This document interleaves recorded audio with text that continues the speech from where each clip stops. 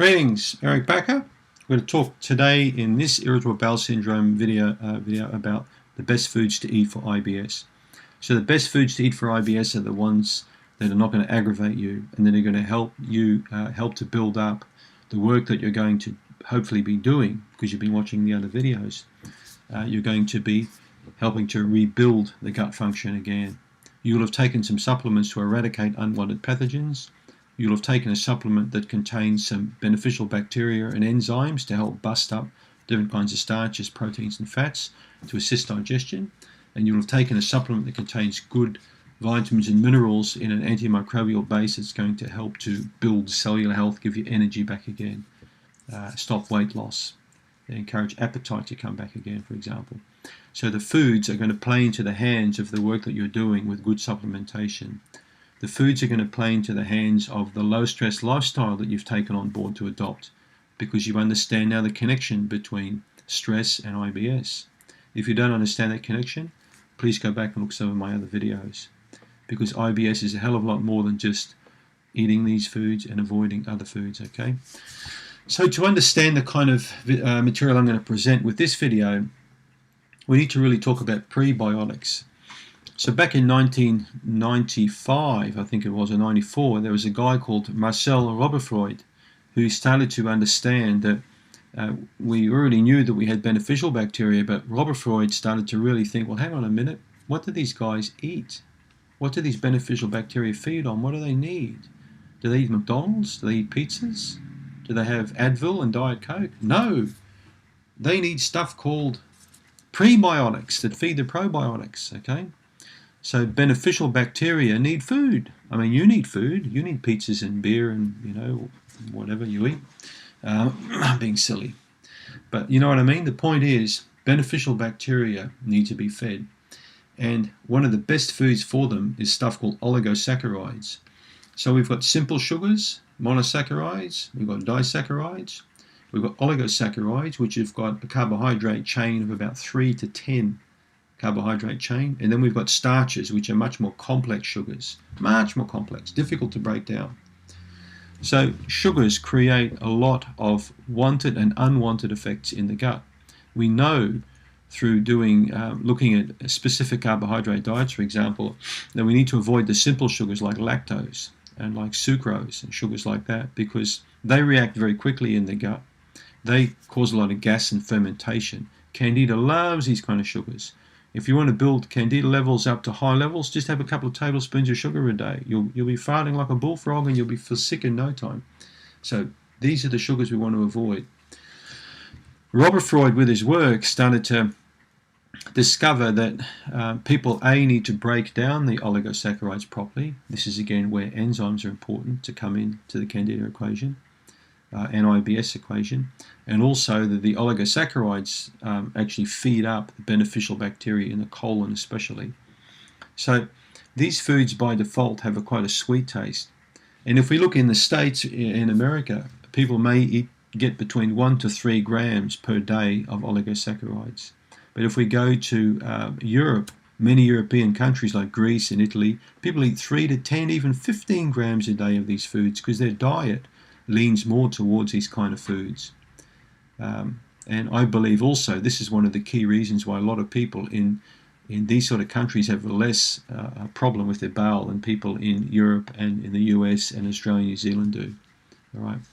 So oligosaccharides can be broken down into fructo-oligosaccharides and galacto-oligosaccharides. We know breast milk, for example, is a very, very good food for babies because it's high in galacto-oligosaccharides. It's an exceptionally good food. So I often wonder about babies that are formula fed and not breastfed anymore, you know, what kind of a start they get in life. And then they get sick and they get antibiotics and they start on the merry-go-round of drugs, you know. So I'm going to read out a list of some foods now, and it's actually on my website, ericbacker.com. You can read this page. It's called Natural Alternatives to Antibiotics, Part 4. So I'm going to read this list out now. These are foods high in FOS and GOS and inulin. One thing I would like to also say in this video is I'm not a fan of prebiotics at all in dietary supplements. And for this reason, I've not used them in any of my products. So be very careful if you're taking FOS or inulin in a dietary supplement, because it can really help to build SIBO right up. It can push Candida up, SIBO up. It can give you massive strong effects which you may perceive to be die-off, when in fact you're actually eating a kind of a sugar that's playing right into the hands of an overgrowth. So just be very careful. So the foods: Jerusalem artichokes, or we call them farty chokes. If you eat too many of those, you'll be farting. So be very careful if you eat Jerusalem artichokes for the first time. You just start on one. Don't eat like a whole bowl full, because you will fart like you've never farted before. So just be careful. Burdock roots, chicory roots, dandelion roots, garlic, onions, leeks, shallots. These are very high in phos. So these are excellent foods to feed up beneficial bacteria. Garlic is amazing, and so are the allium family, like brown onions. Try and eat some brown onions raw in summertime every day. This is going to really help encourage good growth of bugs in the gut. This is going to stop cramping, but start with small amounts. Okay, this is the key. Anytime you take on these foods on board, don't just start with a huge bowl full twice a day, okay, because you'll get a problem, right? Green plantain bananas, very good. Raw cacao. Now, I may say sometimes to take raw cacao out of your diet as an elimination, but small amounts can be trialed with you if you've got bad IBS as you improve, because they can be a good prebiotic food. Green tea, 1 to 2 cups of green tea a day, a great choice for a person with IBS. Brassica family. Now, some people will say, don't eat these foods. You'll be bloating and farting all over the place. Now, you can try and bake them or steam them. Okay, eating them raw may cause a problem, and you may find some brassicas to be very good and others to be very detrimental. So you need to experiment. Brussels sprouts, for example, are quite a strong brassica. They may cause a lot of discomfort with IBS. But the brassica family are what you put in there as you improve. Don't put them in at the onset. So you may have been told by your naturopath or nutritionist to take all the brassicas out. And we're talking cauliflower, broccoli, Brussels sprouts, kale, kohlrabi, bok choy, choy sum, like all of these kind of things. So some of these you can keep in, like for example bok choy or choy sum. The Chinese veggies may be fine, but you may find you have a real big problem with broccoli and Brussels sprouts and cauliflower. But as you improve, put the brassicas in, because they're an exceptional food for the body. Legumes: azuki beans, pinto beans, navy beans, mung beans. Sprouts, another good form of sugars. They're nice and sweet, to chew on. And again, with beans, start slow.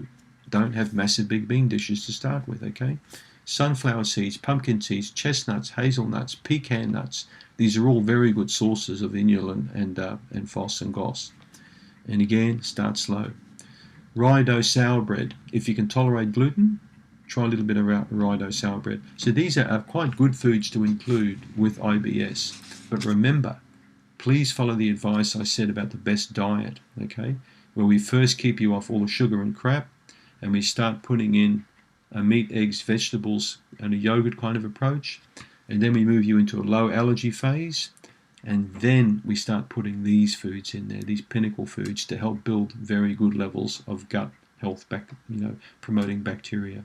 So don't get confused. These aren't the foods you do on day one. Okay, these are the foods that you slowly start to incorporate as you improve. And if you keep on this diet I'm saying here, you can be completely IBS free within 6 months. How can I say that? Because I've said that many times before with patients, and I've had a great outcome with a lot of people. Thanks for tuning in. See you in the next video.